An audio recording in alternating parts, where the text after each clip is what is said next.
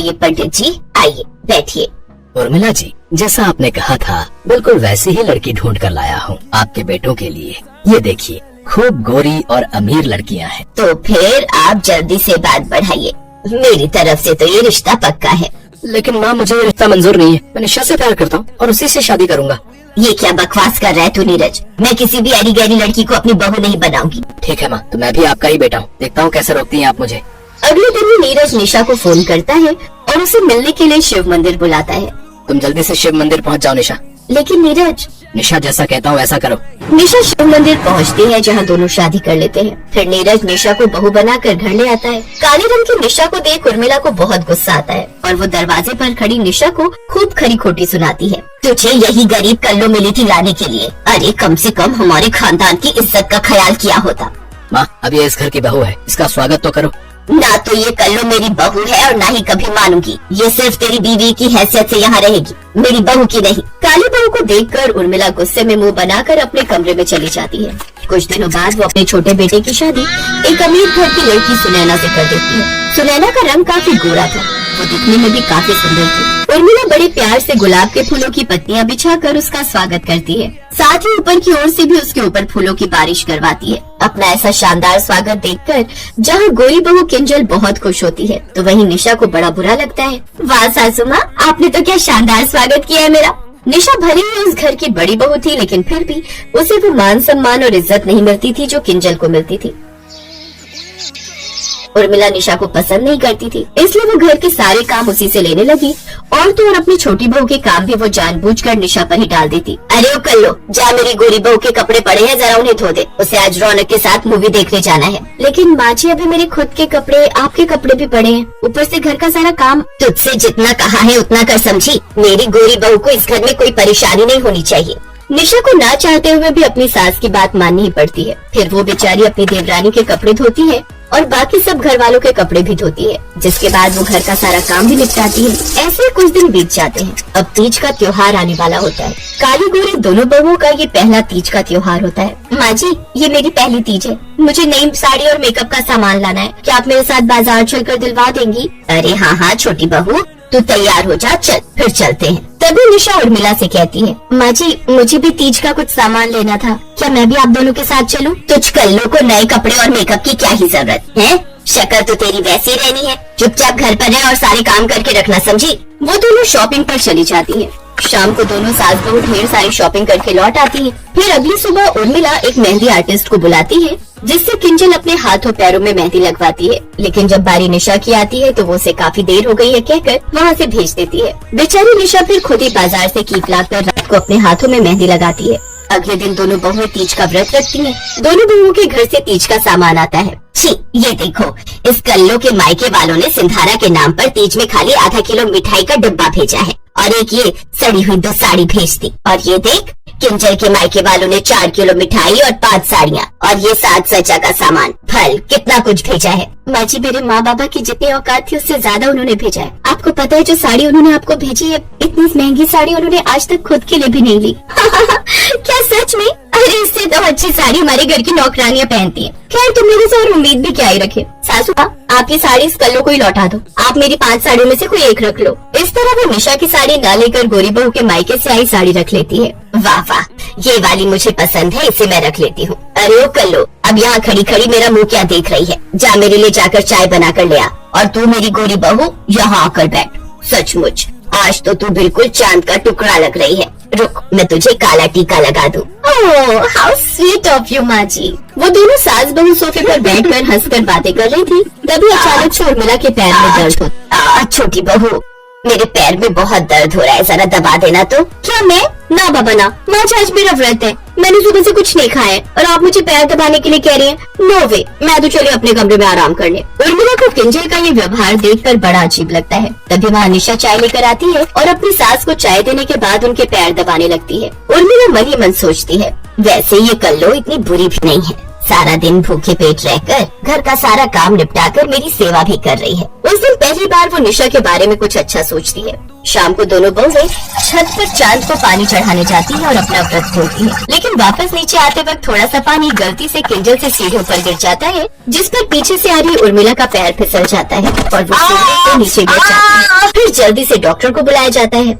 इनकी रीढ़ की हड्डी पर चोट लग गई है। अब कुछ दिनों तक इन्हें बेड रेस्ट पर ही रहना होगा। अब निशा ही उसकी दिन रात सेवा करती है और उसका हर काम करती है, जबकि किंजल तो उसके पास भी नहीं फटकती। ये देख उर्मिला को अपनी गलती का एहसास होता है और वो निशा से माफी मांगती है। अब वो दोनों बहुओं में भेदभाव करना बंद कर देती है।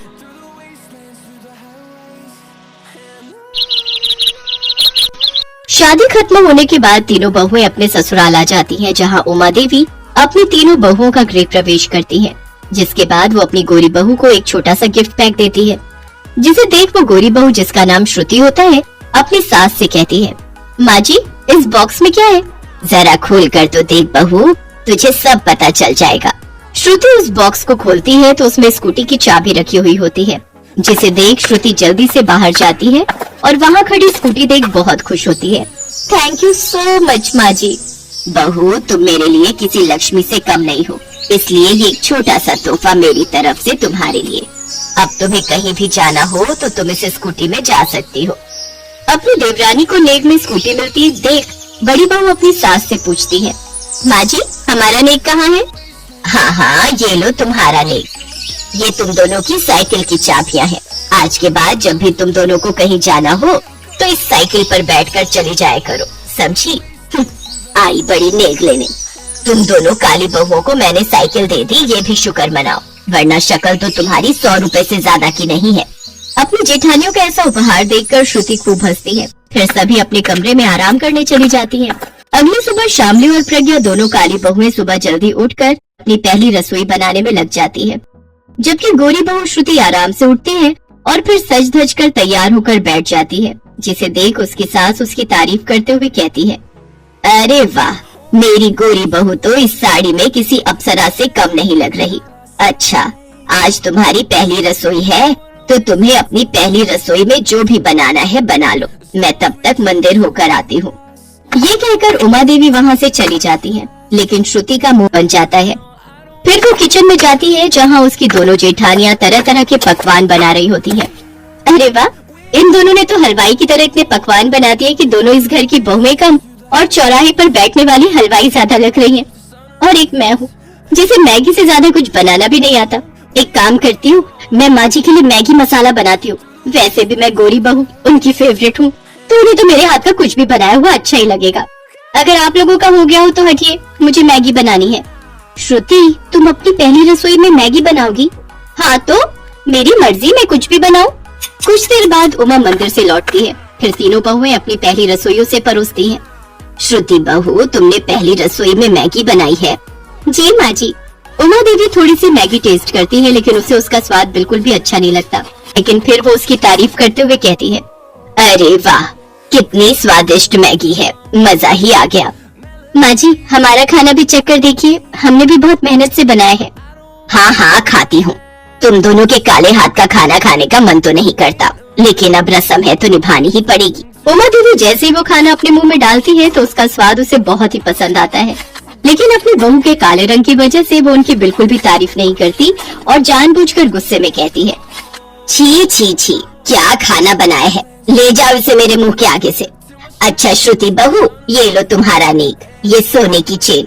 और शामली प्रज्ञा तुम दोनों को तो नेक में कुछ देने का मन नहीं कर रहा, लेकिन फिर भी ये लो 101 रुपए रख लो, तुम्हारी शक्ल के हिसाब से ये सही है।